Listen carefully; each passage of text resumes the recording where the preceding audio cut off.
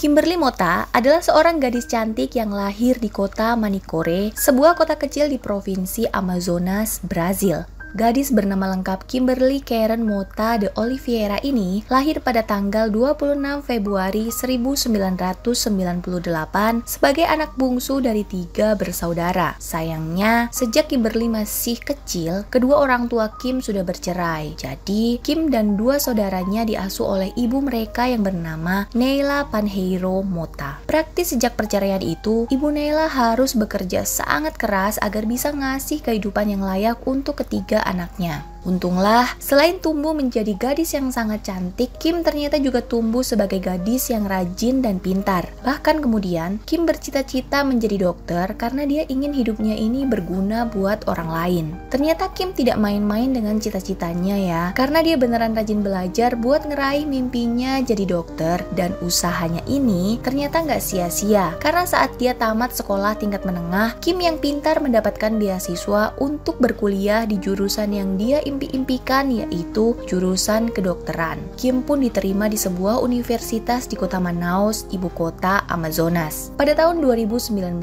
Kim akhirnya pindah ke kota Manaus untuk memulai kuliahnya. Di kota ini, dia tinggal menumpang di rumah salah satu omnya yang kebetulan memang rumahnya ini berada nggak jauh dari universitas tempat Kim kuliah. Kim yang punya wajah sangat cantik ditunjang dengan badan yang ideal pula, tentu saja menarik banyak perhatian di tempat tinggal barunya itu. Gak heran kalau beberapa agen modeling akhirnya meminta Kim untuk menjadi model iklan produk mereka. Jadilah Kim ini semacam kerja freelance jadi model beberapa produk kecantikan di sela-sela kuliahnya. Kim sangat senang karena untuk pertama kalinya dia bisa menghasilkan uang sendiri dan bisa mengirimkan sebagian uang hasil jerih payahnya itu untuk sang ibu. Melihat Kim ini sepertinya sangat menikmati pekerjaannya sebagai model, salah seorang teman baiknya mendaftarkan Kim untuk ikut kontes kecantikan Miss Manicure pada tahun 2019. Dan tidak disangka, ternyata Kim menang sebagai juara pertama Miss Manicure. Itu berarti Kim berkesempatan mewakili kota kelahirannya Manicure untuk maju di ajang kontes kecantikan yang lebih besar lagi, yaitu Miss Amazonas tahun 2019. Di dalam kontes Miss Amazonas itu, pencapaian Kim pun tidak begitu mengecewakan. Walaupun dia tidak keluar sebagai juara pertama, tapi dia berhasil menduduki finalis peringkat ke-6. Rupanya, Kim emang sangat menyukai kontes-kontes semacam ini. Karena di sana, Kim merasa mendapatkan banyak pengalaman dan pengetahuan baru. Saking senangnya, Kim bahkan bertekad untuk ikut lagi ajang kecantikan Miss Amazonas di tahun yang akan datang. Setelah itu semua kegiatan Kim kembali seperti biasa. Dia tetap kuliah sambil sesekali mengambil pekerjaan sebagai model. Sampai pada Januari tahun 2020, Kim ini diundang ke pesta ulang tahun salah satu sahabatnya di sebuah klub malam kota Manaus. Di sana, Kim kenalan dengan satu cowok yang juga merupakan salah satu tamu undangan dalam pesta ulang tahun itu. Cowok itu bernama Rafael Fernandez Rodriguez. Rafael sendiri adalah seorang pendatang baru di kota Manaus. Dia baru pindah dan menetap di kota itu pada tahun 2017 dari kota kelahirannya, Sao Paulo. Rafael yang saat itu berusia 31 tahun sudah mempunyai pekerjaan yang cukup mapan, yaitu sebagai seorang analis di pengadilan negeri setempat. Penghasilannya yang cukup besar membuat Rafael hidup berkecukupan. Dia tinggal di sebuah apartemen yang terletak di pusat kota Manaus. Dan sehari-hari, Rafael juga mengendarai sebuah mobil yang cukup mewah. Setelah perkenalannya itu, Rafael langsung jatuh hati dan naksir berat sama Kim. Perkenalan mereka pun berlanjut ke pertemuan-pertemuan berikutnya. Pokoknya sejak saat itu, Rafael ini kayak mulai gencar melancarkan aksi PDKT untuk mendapatkan hati Kim. Usaha Rafael ini nggak sia-sia ya, karena ternyata Kim sendiri juga memiliki ketertarikan yang sama nih ke Rafael. Setelah beberapa kali pertemuan, kedekatan mereka juga mulai semakin erat nih. Akhirnya Rafael dan Kim pun mulai resmi berpacaran.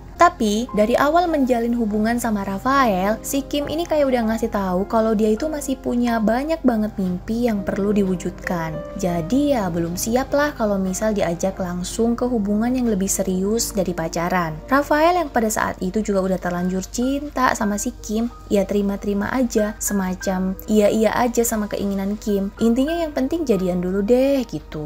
Kalau dilihat dari umur Kim sendiri ya emang masih sangat muda ya, yaitu sekitar 25 22 tahun waktu itu. Jadi masih wajar banget ya umur segitu belum mikirin komitmen atau hubungan yang berat. Tapi mungkin lain bagi Rafael yang udah menginjak usia 30 tahun lebih dan udah punya pekerjaan mapan pula. Jadi dia merasa udah pantes lah mikirin hubungan yang lebih serius gitu. Awalnya karena masih baru-baru jadian, masih manis-manis, indah-indah ya. Semua berjalan lancar tanpa kendala. Tapi berhubung emang si Kim ini cantik banget, pinter dan ramah banget pula, lama-lama Rafael kayak mulai khawatir kehilangan Kim. Apalagi Kim juga lumayan populer ya. Nah, di minggu-minggu awal mereka jadian, sifat posesif dan controlling Rafael ini mulai agak berlebihan ya. Dia selalu berusaha mengecek HP Kim saat mereka lagi bareng. Takut ada chat dari cowok lain atau apa gitu. Terus dia juga mulai ngerasa curiga kalau Kim ini pergi tanpa dia. Pokoknya posesifnya itu udah mulai over dan lumayan bikin Kim gak nyaman. Puncaknya adalah Rafael nih mulai maksa Kim buat nikah aja. Padahal kan dari awal jelas-jelas Kim ini menegaskan kalau dia emang belum siap gitu buat terlibat dengan hubungan yang lebih serius. Tapi Rafael ini kayak gak ngerti, pokoknya dia maksa-maksa Kim untuk nikah aja gitu ke Kim. Entah memang dia yang terlalu takut kehilangan Kim karena saking cintanya atau memang dia aja yang egois. Dan desakan ini tentu saja bikin Kim makin gak nyaman dong ya. Dibilang cinta juga masih cinta, tapi kalau didesak buat nikah ya entar dulu. Dan di tengah kegalauan ini, Kim pun curhat sama mama dan beberapa teman dekatnya. Hingga akhirnya Kim mengambil sebuah keputusan buat ya udahlah putus aja gitu. Soalnya dia mulai stres dengan segala tekanan dan desakan Rafael buat cepet-cepet nikah. Jadi menurut Kim sebelum hubungan mereka makin lama dan makin jauh juga, mumpung hubungan mereka baru berjalan 3 bulan, ya udah akhirnya mending diakhiri aja.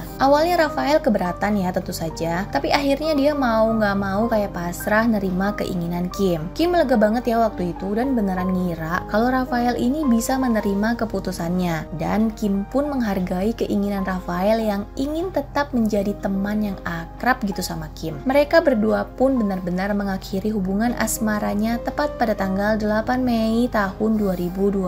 2 hari kemudian, tepatnya pada tanggal 10 Mei tahun 2020, dimana kalau di sebagian negara Amerika Latin diperingati sebagai Hari Ibu, hari itu Kim menelpon ibunya untuk mengucapkan selamat Hari Ibu kepada sang ibu, Nela. Mereka berbincang cukup lama, saling mengungkapkan rasa sayang satu sama lainnya. Nela, ibu Kim, sama sekali tidak menyadari bahwa itulah terakhir kali dirinya bisa berbicara dengan putri kesayangannya itu. Sore harinya pada tanggal 10 Mei, Kim pamit sama pamannya Henry Mota untuk pergi bertemu dengan temannya. Kim bahkan sempat berpesan ke sang paman untuk tidak mengunci pintu depan karena kemungkinan dia akan pulang larut malam. Jadi Kim ini memang selalu nitip begitu kalau misal dia pulangnya agak terlambat. Maksudnya tentu saja biar dia nggak perlu ganggu atau bangunin orang rumah buat bukain pintu pas dia pulang malam-malam. Tapi pagi harinya atau pada tanggal 11 Mei tahun 2020, Henry Mota paman Kim kaget soalnya Kim nggak ada di kamarnya. Itu berarti Kim ini semalam nggak pulang. Dia pun mencoba menelpon nomor handphone Kim tapi nggak ada jawaban. Dan itu tentu saja bikin Henry khawatir ya, karena dia tahu betul kalau Kim ini nggak pernah nggak ngasih kabar dan nggak pernah nggak pulang ke rumah. Mau semalam apapun dia pasti akan pulang. Karena Kim emang tipe cewek yang nggak bisa menginap dan tidur sembarangan selain di rumah paman dan ibunya. Henry mencoba menelpon Rafael untuk menanyakan apakah Kim sama dia atau enggak. Karena menurut Henry, Rafael ini kan pacar Kim ya. Pasti dia tahu di mana Kim dan bahkan kemungkinan besar Kim semalam ya pergi sama dia. Posisi Henry ini nggak tahu kalau mereka berdua udah putus. Tapi lagi-lagi Henry gagal juga menelpon Rafael. Aduh, Henry pokoknya mulai merasa ada yang nggak beres nih. Hingga akhirnya dengan sedikit terburu-buru, Henry pun datang ke apartemen Rafael buat ngecek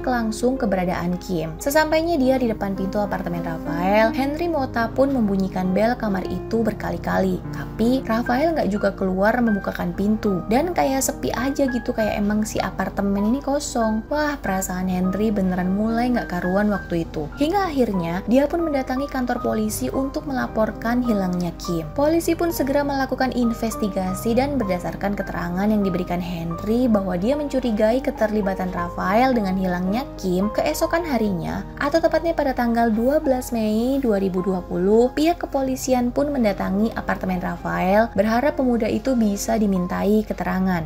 Tapi saat polisi mengetuk dan memencet bel kamar itu, dari dalam kamar sama sekali gak ada respon hingga membuat pihak kepolisian pun akhirnya mendobrak paksa kamar Rafael. Ruangan demi ruangan di unit apartemen itu pun mulai diperiksa oleh polisi. Dan polisi ini mulai curiga karena ruangan itu lumayan berantakan ya, semacam kayak bekas ada orang berantem gitu. Kecurigaan polisi pun semakin menjadi saat memasuki kamar Rafael dan menemukan tubuh Kim sudah terbujur kaku berlumuran darah di sana. Kimberly Mota yang saat itu berusia 22 tahun dinyatakan meninggal dengan beberapa luka tusukan di bagian leher. Hasil otopsi menyatakan Kim telah meninggal dunia sekitar 2 hari yang lalu dan tidak ditemukan bekas pelecehan seksual. Polisi pun mulai menyisir seluruh area kamar Rafael dan menemukan sebuah pisau yang diduga kuat sebagai alat yang digunakan pelaku untuk menghabisi nyawa Kim. Saat diperiksa, ditemukan sidik jari Rafael di atas permukaan gagang pisau. Praktis mulai detik itu juga, status Rafael resmi sebagai DPO oleh polisi karena diduga kuat dialah yang membunuh Kim. Dari bukti rekaman CCTV yang ada di apartemen Rafael, tepat di hari kejadian atau di tanggal 10 Mei 2020 di jam 10 malam, terlihat Rafael dan Kim memasuki lift dan menuju ke lantai 12 di mana unit Rafael berada. Namun pada pukul 1:30 pagi harinya di tanggal 11 Mei, Rafael terlihat turun seorang diri dari lift dan langsung menuju lantai basement di mana kendaraannya diparkir. Dan tak lama kemudian dia pergi mengendarai mobilnya meninggalkan apartemen. Kimberly diduga meninggal di antara pukul 11 malam sampai pukul 1 pagi. Setelah keluar dari apartemen, Rafael diduga mengendarai kendaraannya dengan kecepatan tinggi menuju ke bagian utara Brazil. Saat melaju dengan kecepatan sekitar 150 km per jam, tepatnya di daerah Caracaraí, tiba-tiba ada belokan yang cukup tajam. Dan saat itu, Rafael tidak sempat untuk mengurangi kecepatan kendaraannya sehingga mobilnya terguling beberapa kali dan keluar dari jalan raya. Untungnya, Rafael nggak mengalami luka yang serius ya. Dia kemudian meninggalkan begitu saja mobilnya dan sempat menumpang sebuah truk yang kebetulan lewat. Kemudian, dia melanjutkan perjalanannya lagi menggunakan sebuah taksi menuju kota Boa Vista. Di kota itu, Rafael sempat menarik uang di sebuah bank dan melanjutkan lagi perjalanannya menuju kota Pacarema, kota yang letaknya dekat dengan perbatasan Venezuela. Akhirnya Rafael berhasil melewati daerah perbatasan negaranya, tapi sialnya Rafael ditolak masuk oleh pihak imigrasi Venezuela karena saat itu Venezuela memang menetapkan status lockdown akibat pandemi global. Rupanya Rafael ini berencana kabur ke negara Spanyol lewat negara Venezuela karena di sana dia memiliki beberapa kerabat yang mungkin bisa dia tumpangi. Sementara Rafael dengan pelariannya, kita kembali ke pihak kepolisian yang masih memburu Rafael.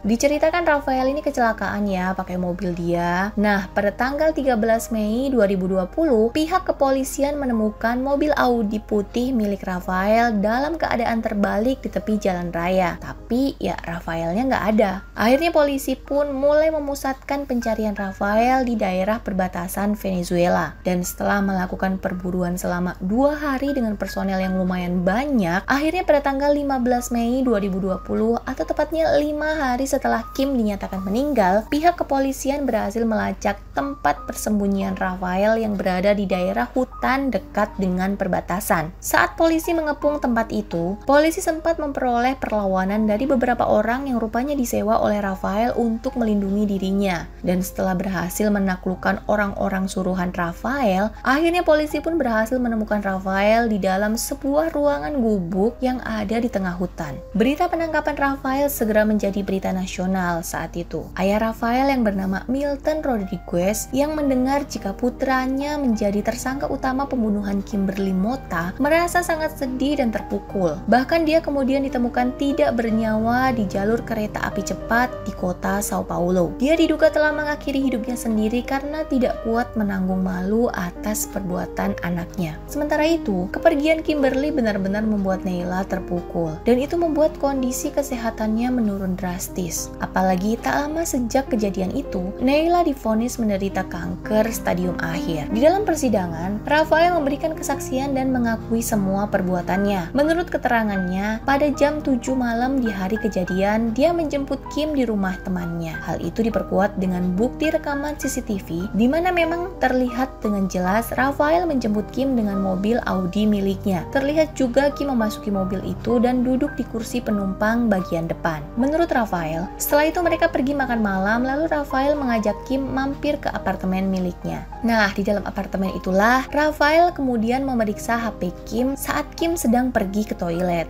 Di dalam HP Kim, Rafael menemukan beberapa pesan dari pria lain. Walaupun sebenarnya pesan itu hanya pesan biasa, artinya tidak ada unsur mesra atau gimana-gimana, Rafael yang emang udah dipenuhi sama perasaan cemburu menuduh Kim berbohong. Dia mengatakan bahwa alasan Kim memutuskan dirinya itu bukan karena dia belum siap menikah, tapi karena sudah punya cowok lain. Kim yang merasa itu tidak benar tentu saja menyangkal ya, tapi itu justru membuat Rafael gelap mata dan langsung menyerang Kim dengan menusukkan sebuah pisau ke leher Kim berkali-kali. Tentu saja, Kim langsung tewas saat itu juga. Awalnya, Rafael berniat membawa jasad Kim keluar dari apartemennya. Tapi kemudian, dia berpikir lagi jika dia pergi membawa jasad Kim, tentu saja perbuatannya akan terlihat di CCTV apartemen. Itulah kenapa akhirnya dia memutuskan untuk pergi kabur dan meninggalkan begitu saja jasad Kim di dalam apartemen miliknya. Sayangnya, rencananya untuk kabur ke Spanyol melalui Venezuela tidak berhasil. Dan sebenarnya, dia itu sedang bersembunyi di hutan sambil mencari-cari cara untuk bisa kabur ke luar negeri. Tapi, polisi terlebih dahulu berhasil mengendus keberadaannya lalu menciduknya. Pada hari kedua persidangan, tepatnya pada tanggal 28 Oktober 2021, Rafael Fernandez Rodriguez yang pada saat itu berusia 32 tahun dinyatakan bersalah atas dakwaan pengambilan nyawa orang lain tingkat kedua. Dia kemudian dijatuhi hukuman selama 14 tahun penjara. Neyla Mota, ibu Kim, akhirnya mengembuskan nafas terakhirnya hanya beberapa jam setelah mendengar vonis hukuman apa yang didapatkan oleh Rafael. Perbuatan Rafael tidak hanya merampas masa depan cemerlang Kim, tapi juga telah mengambil semangat hidup Neyla Mota dan ayah kandung Rafael sendiri. Terima kasih yang sudah menonton video ini dari awal hingga akhir. Makasih banget ya. Boleh dong minta dukungannya untuk support channel YouTube aku dengan cara klik tombol subscribe dan nyalakan lonceng notifnya ya, agar kamu tahu saat aku cerita lagi cerita mulu cerita terus untuk kasus selanjutnya. Dadah!